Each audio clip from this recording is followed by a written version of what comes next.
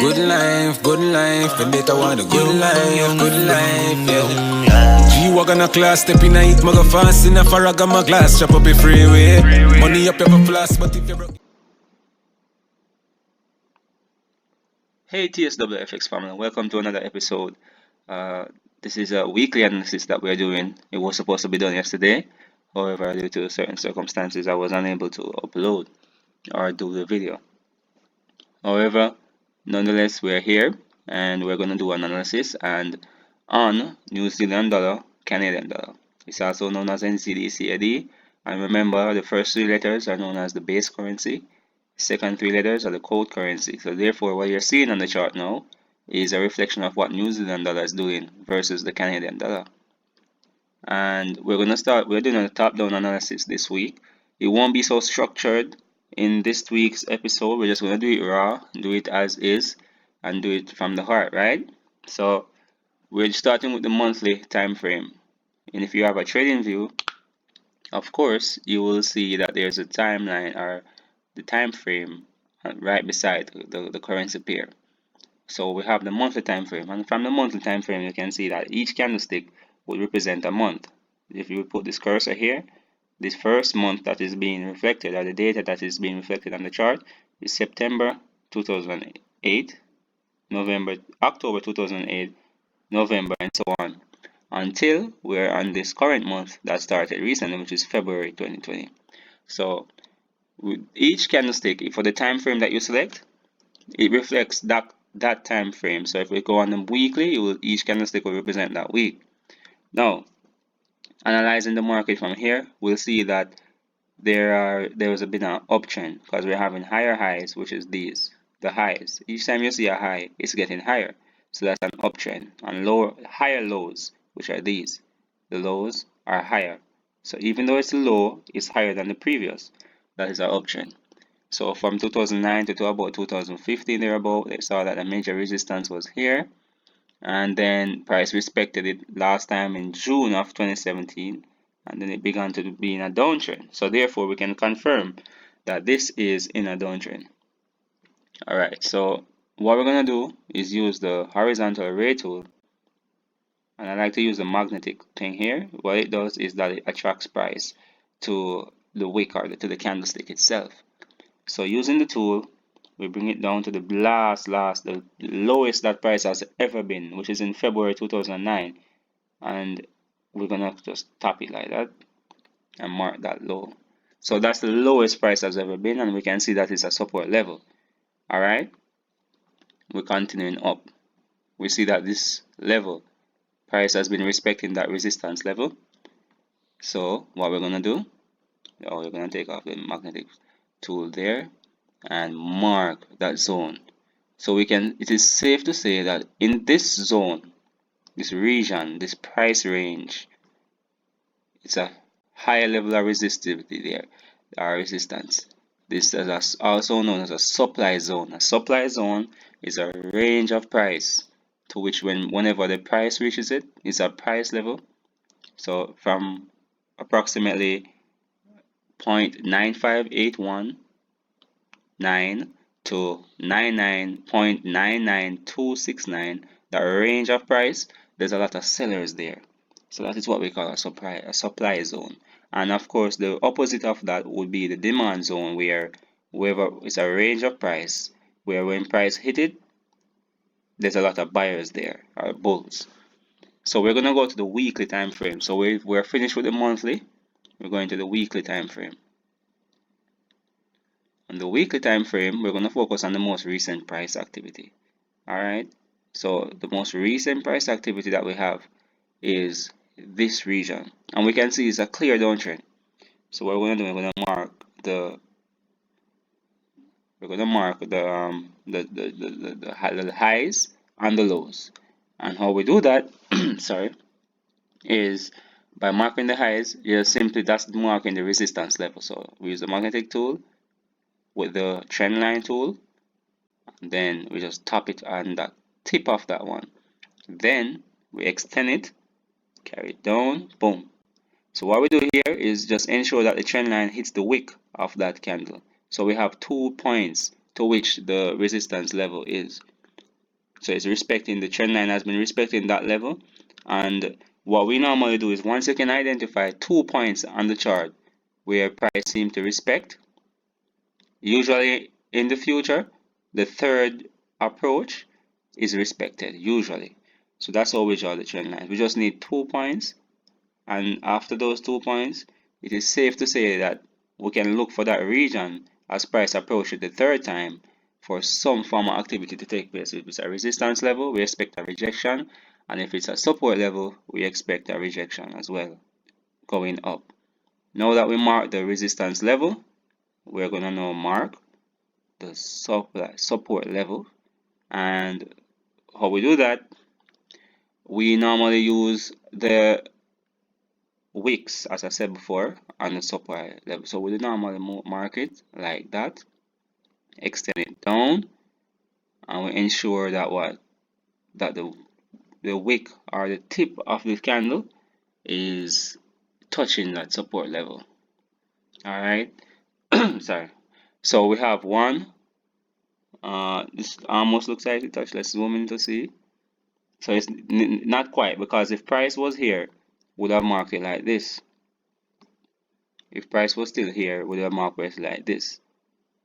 And then price decided to break through that level and go back in.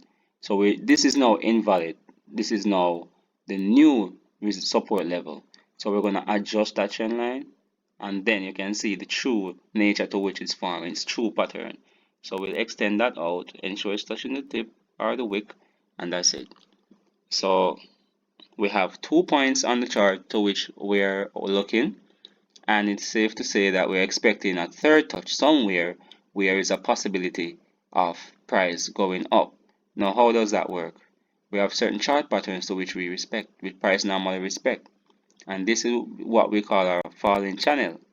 A falling channel is a structure where price is almost in a, as I say, a channel, which is normally like parallel lines going down, and whenever it touches the support the third time, normally price goes up. So we have 1, 2, and we are waiting that third touch. And remember, the trend is downtrend, so always keep that in mind. What is the trend? What is the pattern? And what phase it is in, whether it's be impulsive or the corrective. So now we have the weekly time frame. As we said before, we mark the levels. We're going to go on a daily time frame. So we have 1, 2 on the support, 1, 2 on the resistance, and then we're going to look more deeper into this.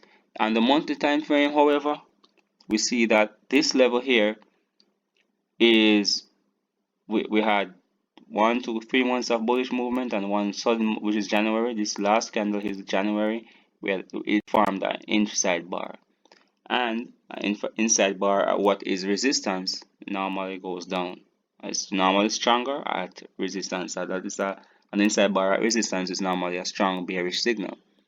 So we are assuming that this is a resistance level, because if we were to draw the fib level, right, from here to the base here, we could argue that this is a 50% retracement. So this was a move down, price was being corrected, and it made a 50% retracement rejection from that level. So it's safe to say this is a resistance level, and it's on the monthly time frame. So the higher the time frame, the stronger the signal. So let's go down to the weekly, and we have that structure, right? Daily now. Okay, remember, we're going to focus more on, give me a second, let me go back to the weekly and ensure that the trend line is visible on all time frames. Alright, so the settings, lock it so it doesn't move, settings, and visibility on the daily time frame. Likewise, this settings, visibility, daily time frame. We're going to go to the daily time frame now, and we see the trend line here. This is our zones that we marked, and now what we're going to do is we're going to go into more detail as to what is happening here. Now, on looking on this, we could say that this is a pattern that we call a cup and handle. So that is one bullish analysis or a bias that we may have, because it's good to have two bias on the chart. But however, the higher time frame is showing a strong downtrend. So that's good. That's good so far, because the higher time frame is saying a strong downtrend, the monthly and the weekly. The daily, however, here is showing an uptrend, because this is still a lower low, a higher low compared to this. So this is not even a confirmed downtrend as yet. However, on this side here, we have a lower high. So where it is can be assumed that this is a corrective phase. However, we're going to focus here, marking the low, use the magnetic tool, and so we can say, all right, this level is a level that has been respected before, and it's safe to say that, let's see. Okay, so this level is a level that was respected in the past. So it is assumed that maybe in the future this level will be respected as well. So that's why we mark our lows and our highs, because it is using past our history of the price to assume what will happen in the future. Okay, so we have this structure here. Then we can recognize that there's a lot of wicks in this level here. This zone has a lot of wicks.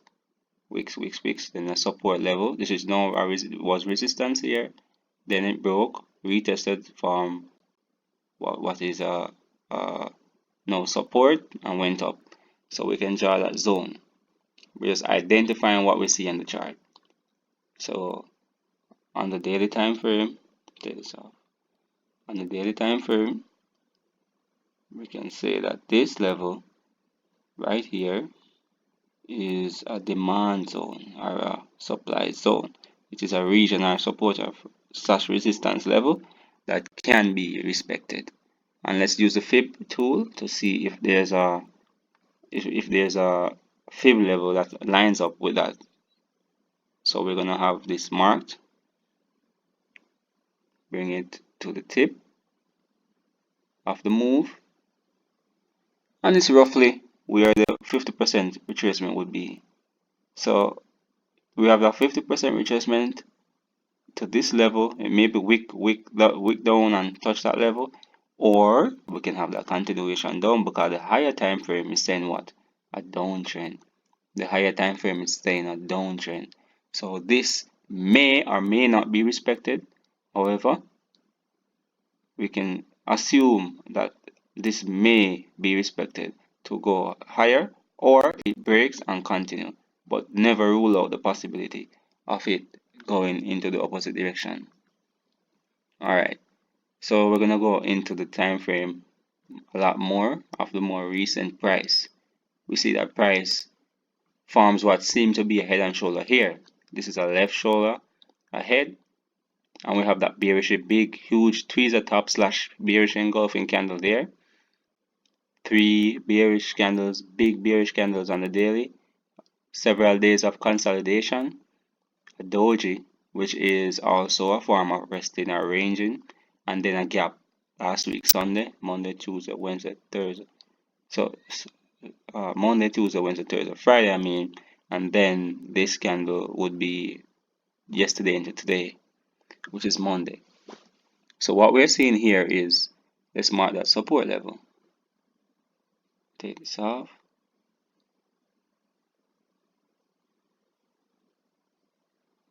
So we're going to mark this zone, and this zone is basically us marking that level where we are assuming that price will respect, right?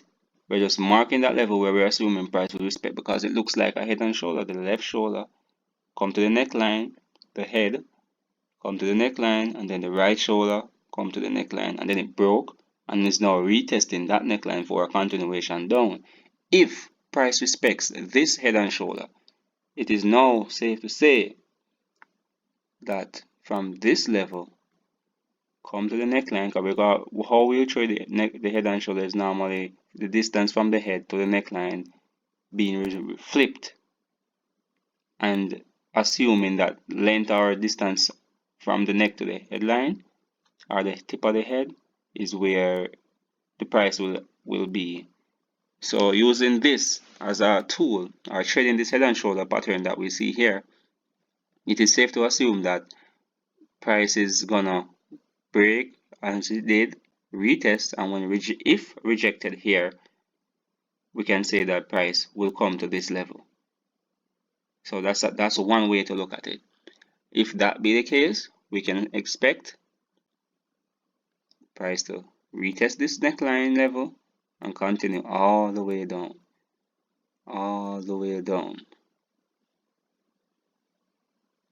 to this support level, or to this. So first this support level, and then the trend line would be the second support level to watch. So this is a possibility of what will happen. If not, we can expect some form of, if this level doesn't hold, we can expect some form of bullish movement towards that resistance level. But I have, or should I say, the chart, based on what I'm seeing on the chart, is it's more so much bearish movement on the higher time frame. This could be the retest or the retracement for the continuation down.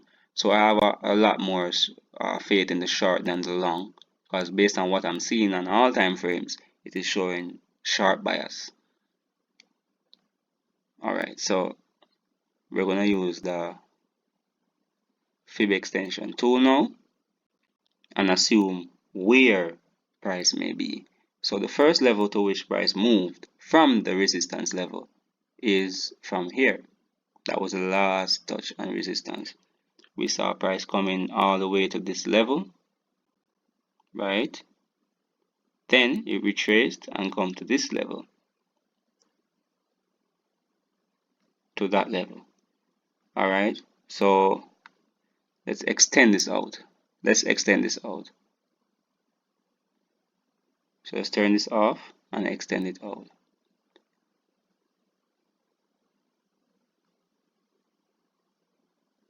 And based on what we're seeing on this fib extension tool, it is safe to assume that this level where I drew the arrow pointing to the support level is also a fib extension support level, which is also confluence. How does the fib extension tool work? First, the move into the direction to the point where it reversed to the retracement point, and that will tell the direction to which price will continue to. And and if we go on the settings and go on the style, so you have visibility, coordinate style, we just keep the 0, the 1, the 1.618, and the 2.618 on. And those are normally the levels that price will go to. The others, they do go to the level, but the 1 and 0 are the most powerful one in the fib extension tool. So from here to where it retraced, to where it respected, come all the way down to this level is a confluence that price is moving into that downtrend level, which is another region we're looking for that third touch on the falling channel for the long. So what will we expect here is a third touch, and from that third touch we would expect price to move from there and then go long. And if it were to break that level, how will we know the resistance level to look at? Of course, the history of the price always tells the story. So we have the horizontal ray tool, and we will just use the magnetic tool here and then mark that resistance level here, because this is a major resistance level to look out for, and we'll lock that in. So this is a possibility of what price may be doing in the future, or what we will do in the future. So we have one touch, two touch, and we are rating that third touch there in this falling channel to respect there, and then continue up. Or we could get a double bottom here, right? Never rule that out. We could have a double bottom there, who knows? And then from there we might have a break to this level. So those are my analysis on NCAD and the 4 hour time frame. We could go, of course, below this time frame is just for entries. The higher time frame is for direction, lower time frame is just for entry. So of course we see that price is moving pretty sharply down, consolidated for a while, retraced. This is what the resistance level would have been for the right shoulder in an expanding structure. Continue to this off. Come on, turn off. Alright. Make sure you touch the wick. And of course we see that price never quite made the third touch there, but of course that must be a fib level. So let's do a Fibonacci retracement level on that right shoulder to show what would have happened if it never touched that third touch. So we do have price being here, coming down to that lowest point, and of course it's a perfect touch on the 50% retracement, which is also a resistance level. So price never quite made a third touch on this trend line. However, it did make a 50% retracement, continued down, broke, found that first level here, which is a minus 0.27, and you can put that in your fib tool for the first level of support when price moves from the trend line, from the fib retracement, and then it's now retesting the neckline. So pretty much that's it for the analysis. I think I have a lot more confidence in the short than in the long based on what I'm seeing on all higher time frames. And what I'll be looking for is some form of rejection in this zone here for the continuation down. If not, that's it for me. I wouldn't want to go along because I wouldn't understand what pattern is being played out here. However, I'm very confident that there's a high possibility of, based on what I'm seeing on the higher time frame and the analysis, that there's a more bias for the short. So thank you guys for watching, and I hope you guys enjoyed. Happy trading, and I try to make my videos a lot more shorter, maybe 10-15 minutes at least on each pair. Thank you.